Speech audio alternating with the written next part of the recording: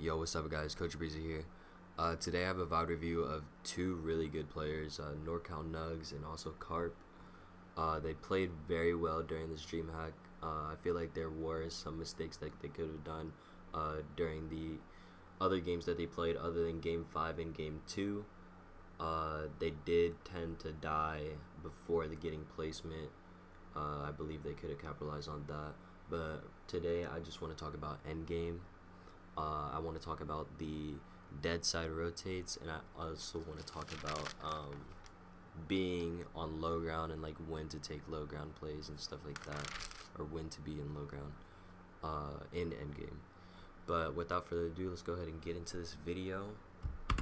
As you guys can see already, they have about cap mats. Both of them do. I feel like they are really chilling right now. Their loot is phenomenal.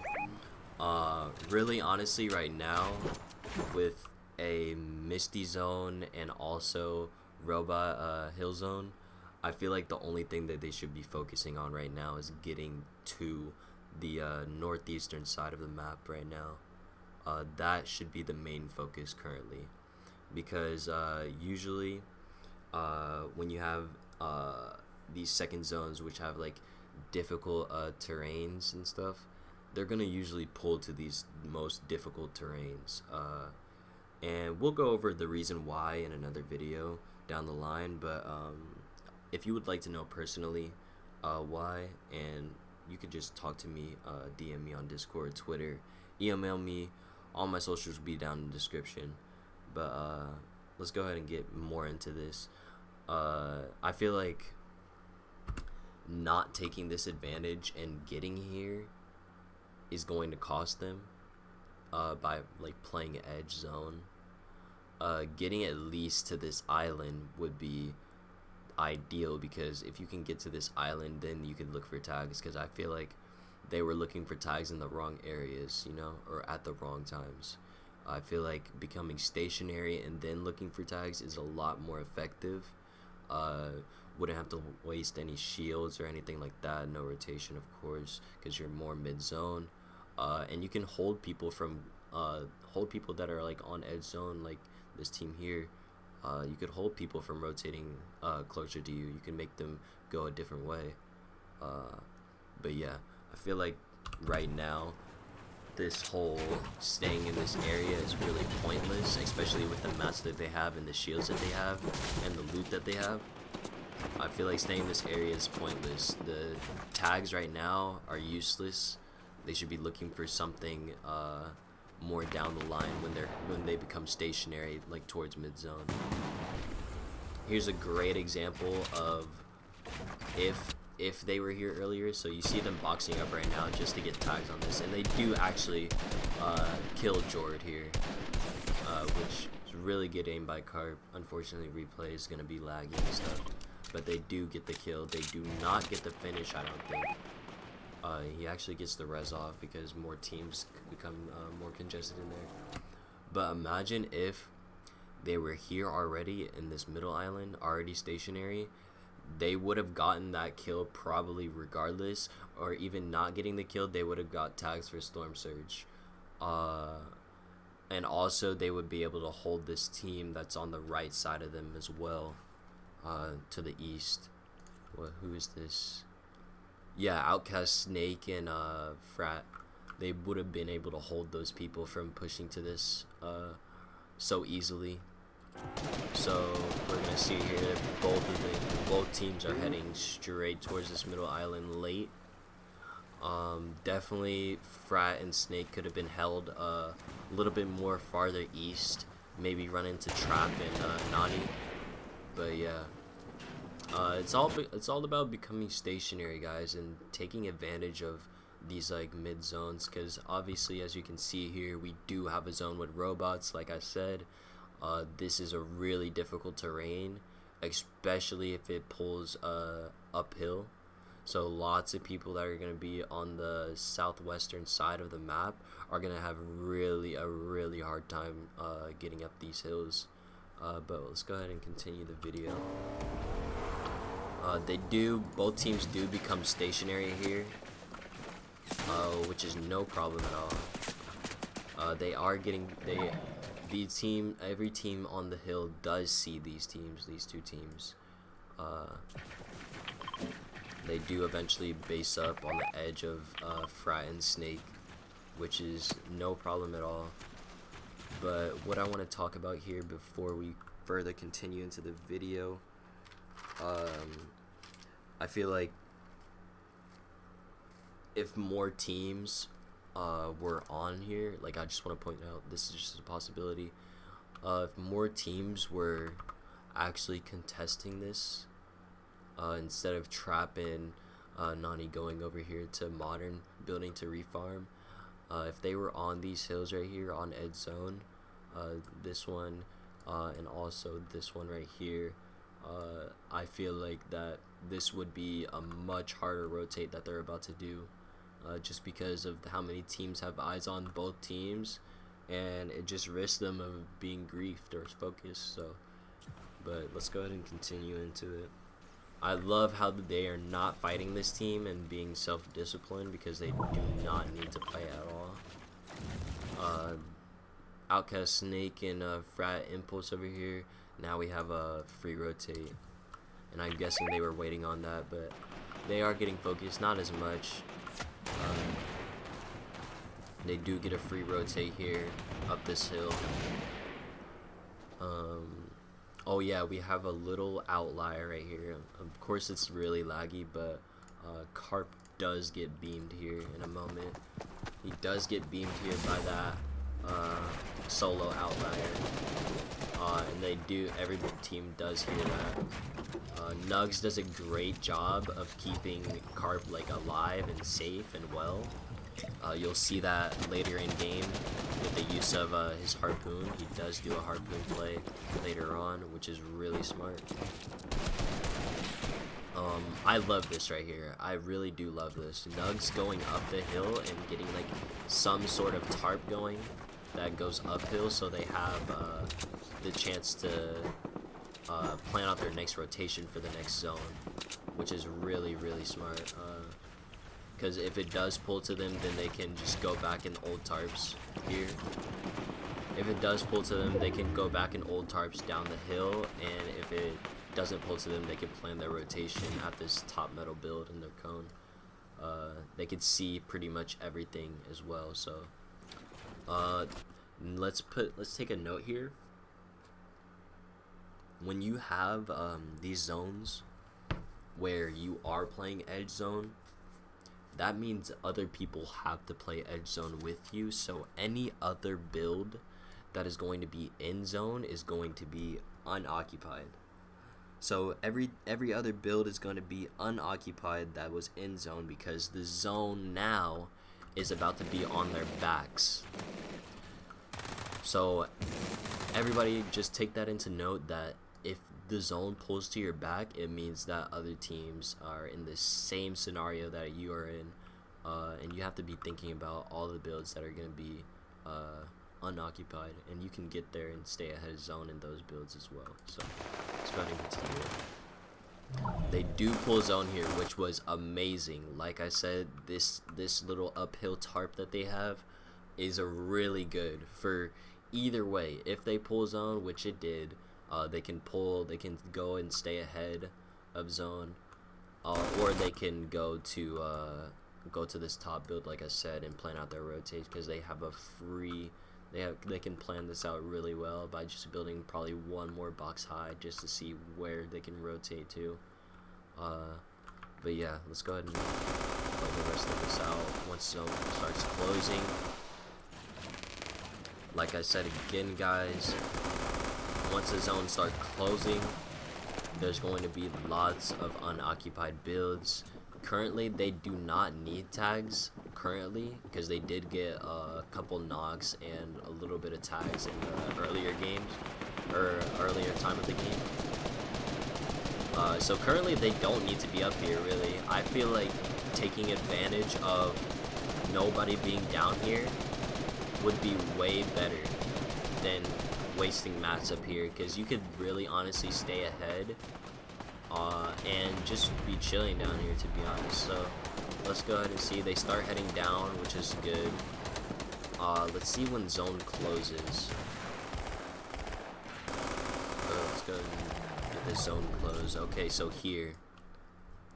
Also, I want to talk about the terrain, guys. Let's talk about the terrain. So, obviously, when 6th zone appears, they should obviously be marking like where the next zone is going. With marking this and with looking at their map, you guys can see that the waterfall is in play for the 7th zone. So the top of the waterfall is in play. Unfortunately, they do not mark it, but I'm pretty sure they possibly look at the map. But this waterfall is in play here, so everybody that's going to be rotating, thinking that dead side is going to be the best side for this zone, is going to have a hard time getting up this hill. So yeah, again, like I said, guys, staying ahead and playing as close to the waterfall as possible is the most ideal thing that they could do right now, is getting right here to this build and being ahead of zone. Using wood, because at this point nobody's going to be looking at you down here. So using wood would be really beneficial for them. Also, they could just refarm trees that are ahead of zone. But yeah, like I said, guys, staying ahead of zone is pretty much ideal in these 6, 7, 8 zones. But yeah, and also the left side is going to be dead side later on because of the waterfall as well. But unfortunately, they do stay up here still. They are trying to get some sprays and tags on people. We can go ahead and get further into this when they're rotating. I do not know why they did a bouncer crash pad. I don't know why they did a bouncer crash pad. Again, like I said, guys, with being ahead of zone in 7th, they could have already been at these trees on low ground building out of wood already. I feel like the waste of a bouncer crash pad is pointless, to be honest. They could just be ahead of zone without using it, and if they do need to use it, they could use it on this side just to get up the hill. Bouncer crash pad up the hill later on. But let's go ahead and watch this gameplay. Unfortunately, the bouncer crash pad does send them in opposite directions, so they don't get with each other, unfortunately. Nugzz lands in the most perfect spot ever. Like I said, ahead of zone. It was a waste of a crash pad since they both didn't get in the same spot, but Karp does a great job of just boxing and trying to gain knowledge of where Nugzz is at currently. Nugzz staying ahead of zone, and then eventually he does box here to get into a good spot for Karp to come up in his tarp. Again, not focusing, like, people shouldn't be focusing on trying to get any type of tags or like picks when they are separated. All your focus should be on getting together, so you don't have to use as much mats later on. But they do get together, which is really good. Again, the left side is going to be dead side because everybody thought that the right side would be dead side. Because of the zone, because of 5th zone, I believe. Yes, 5th zone. Everybody thought that the right side was going to be dead side. Most people are on the right side of this waterfall. Everybody down here is going to have a really hard time getting up. But let's go ahead and play gameplay again.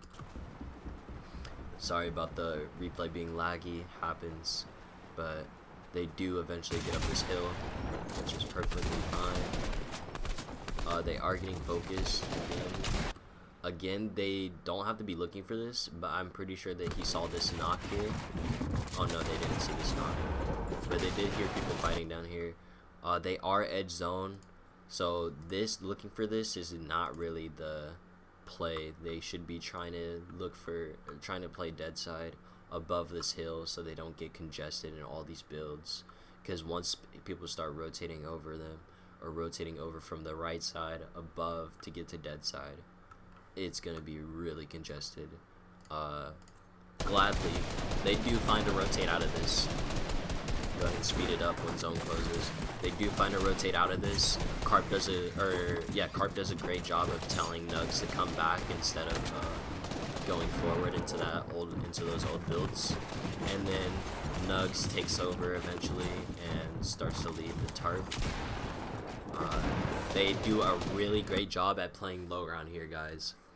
Dead side low ground is the most freest tarp that you guys can have. You only need to use 2 builds at a time, which Nugzz is doing perfectly right here. You don't have to build walls on your back. You can just stay back. And here's the harpoon play, guys, that I was talking about. Let's go ahead and go to Karp's point of view, because Karp right now is trying to look for a pick. He does get tagged, and Nugzz does a great job of just keeping Karp alive and making sure that he doesn't throw the game by taking a dumb peek or making a dumb edit play, trying to go for walls or anything like that, which Nugzz did a really great job of that. Let's go back to Nugz's perspective. Again, staying ahead of zone is perfect.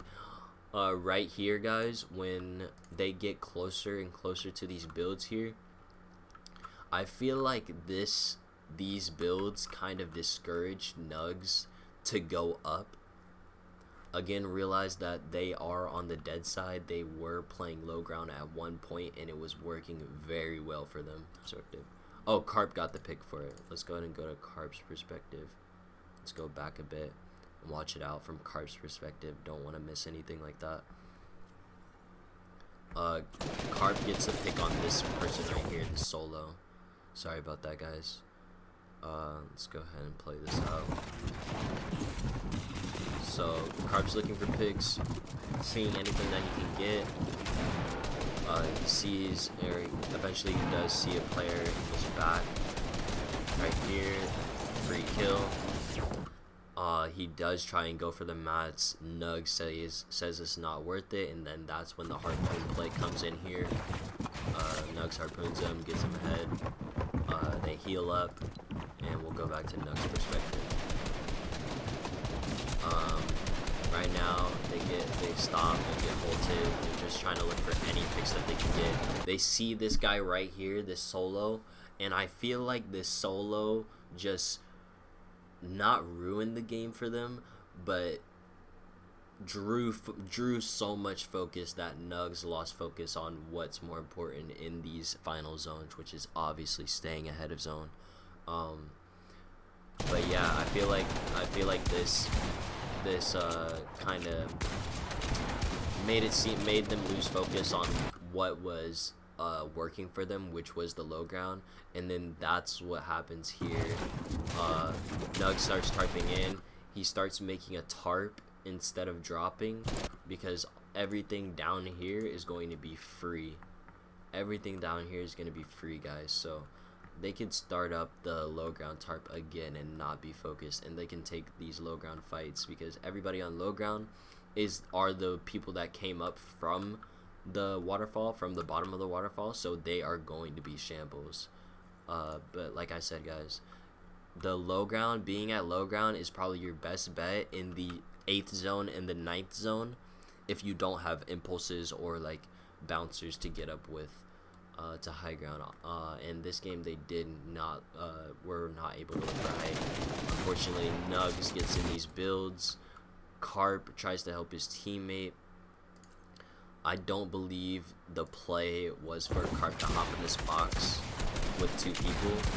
I feel like Karp could have played it on his own, got more placement points.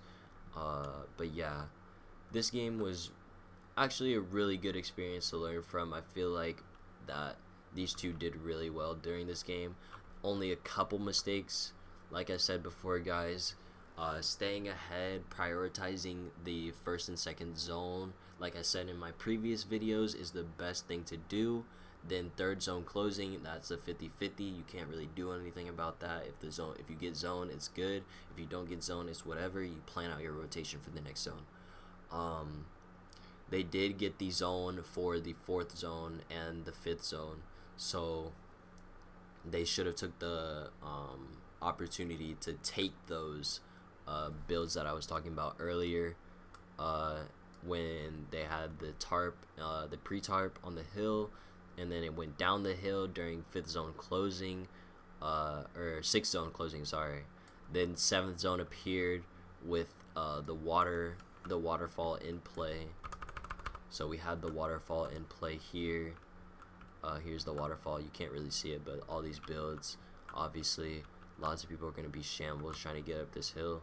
But yeah. And then we have the hill that I was talking about earlier, guys. Here's the bouncer that they used right here.